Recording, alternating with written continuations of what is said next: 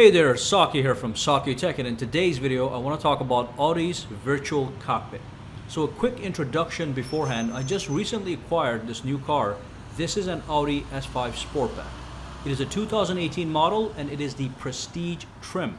And of course there's lots of reasons to buy an Audi, but one of the major deciding factors for me was Audi's Virtual Cockpit, which is a full and complete digital dashboard that replaces the traditional analog speedometer and tachometer. So basically everything is digitalized on a 12.3-inch high-resolution screen.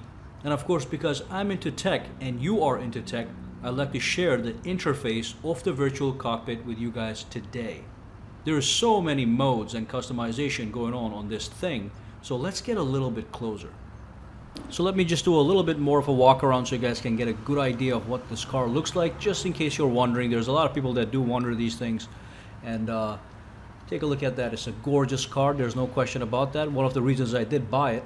But let's get a little bit closer, open up that door and take a look at the interior and the virtual cockpit that I'm talking about. So we open the door, and as you can see, it is an absolutely gorgeous interior. And of course, in this video, I'm going to be concentrating on that virtual dashboard that you're looking at. Nothing there is analog, everything is digitalized. And of course, we have some other things going on the other side with the screen in the middle of the car, but we're not going to be talking about that. We are going to be concentrating on this digital dashboard. So let's dive in. All right, so let's move on over and take a seat inside the car. All right, fantastic. And what I'm going to be doing in this video is I'm going to be going over all the options that you can modify on this screen. All right, so here's the Audi's Virtual Cockpit. This is one of the main menus. And as you can see, everything here is in fact digital. And the thing over here is, if you look at the steering wheel, you'll see that there's controls on the left side and there's controls on the right side. The controls on the left side are the ones that control the virtual cockpit. So let me show you some of the basics. So for example, as you can see, there's a button here that says view. If I tap it, it can change between two different views. If I tap it again, it goes back where the speedometer is in fact in the center, and then you have two displays on either side of the speedometer and the RPM meter. And then what you could do is this screen over here just stays the way it is. However, if you go over here and if you tap these buttons, this left and right arrows, you can switch between the map view. You can see the map on the screen, which is absolutely fantastic. I'm going to show you one more view that's just going to blow your mind away in a couple seconds. And then this one over here, you can see all the phone numbers. Over here, what you can see is if you have any media playing, it's going to show up right here. So this is a Sirius XM, so it will actually show it right here. And if I go over here, it will show me the consumption. And then there's a button here that allows me to go and see the short-term memory, long-term memory, and energy consumers. So right now the air conditioning is running a little bit, so it's actually consuming some energy. It actually tells you that. And then you have the driver's assistance features. They would show right here if they were on or off. And right now nothing is running because the car is in a standstill. Now if I go back down over here, it actually reads and displays traffic signs. So if there was any traffic signs with the speed limits, it would show up right here. Okay, so you can scroll through this using this wheel. And this wheel is also a button you can press down. For example, the consumption, I can press and hold, and it will reset the consumption of the car. The other thing is, as you can see on the right side, there's another screen here. It says date and time. Even that is customizable. So if you again look over here, you see that there are two buttons. There's one button over here and one button over here. You can tap these buttons and that brings up different screens you can put on either side of the cockpit. So let me go back here. So that's the consumption meter. If I tap this button, I can actually switch to lap times. So now I have the lap time screen and I can scroll through different screens when they're available. If I tap it again, I can go to lap statistics, which is also right here. And then I can tap this again and I can go to the layout. We changed the layout of the car. I'm going to show you that in a minute. Let's go back to the trip computer, keep it right there. So that's for that side of the screen. So if I want to control the right side of the screen, I tap this button, not the OK button. The OK button is the wheel. Okay, if you press on the wheel, that's OK. If I tap this button here, it says additional display. I can tap that, and that allows me to pick from these different modes. So I can do this, I can pick these 4 modes on the other side. I like to see the date and time at all times, so I keep it on date and time, okay? But as you can see, everything is so customizable on this screen. Now one more thing, let's tap on this view button. We change the view of the screen. Now as you can see, you have a much different view, but now you have your speedometer right here. You've got the RPM meter over there on the left side. And again, using these buttons, you can actually change the display again. All right, so look at this. If I tap this, it takes me to the media player. And again, if I tap this button here, it gives me some options. All right, I can switch to FM, AM, presets or whatever. Let me go back. Now, if I go one more time, this time you're going to see my phone directory.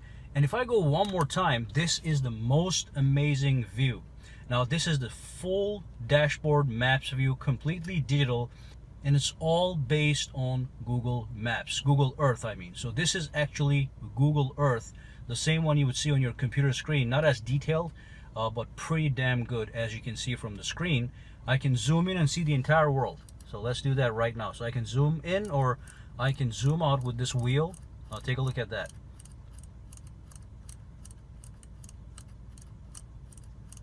I can literally see the entire world and everything runs nice and smooth. Okay, so let's come back right in. Let me zoom back in. That's absolutely amazing. You can go to anywhere in the world. Not that that's going to happen, but if I were to go to Canada, just stick to the North American continent, it would be perfectly working everywhere. Okay, so look at that beautiful view. Now that's Google Earth, and again, this thing is so customizable. I could always go in here and I can change the style of the map. So either one of these buttons. So I can change the map colors, map display, map orientation, and I can also do automatic zoom if I so desire. But this is one of my favorite views of the car. But that's not everything. So when you tap the view, it switches back and forth. As you can see, the map carries over there. You can again switch back and forth. But this is not a traditional view. With the thing in the center, it looks more like a sports car, and this is in fact a sports car. And then if you do this, it gives you the traditional look, but the dials, the speedometer and the RPM meter are too small to enjoy sometimes. So what you could do is when I go back to this mode, and if I tap this button here, not that button, I'm sorry, and if I go over here to this screen, I can tap this and I can go down to layout. If I tap on layout, I can choose between the sports layout, which I have right now, or the classic layout. So the classic layout is going to look something like that. Okay, so let's click on it and just say yes. It's going to take a couple seconds to load.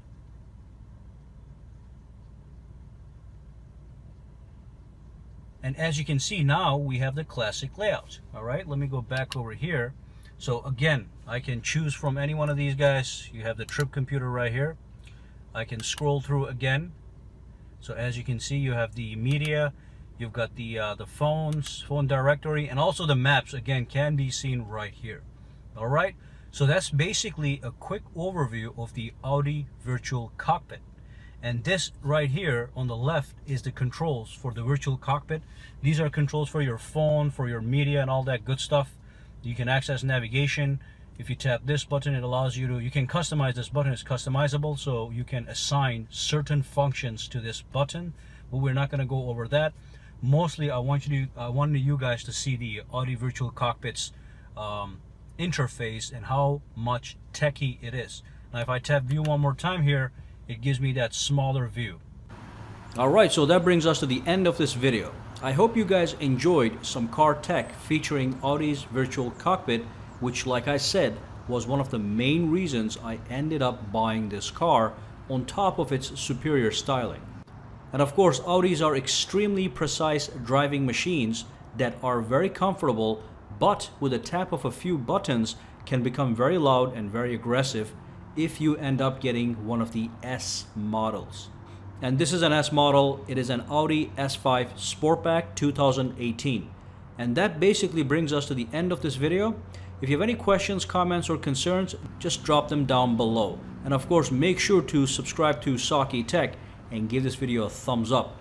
And if you do use Instagram or Twitter, make sure to follow me on both. Guys, have a fantastic day.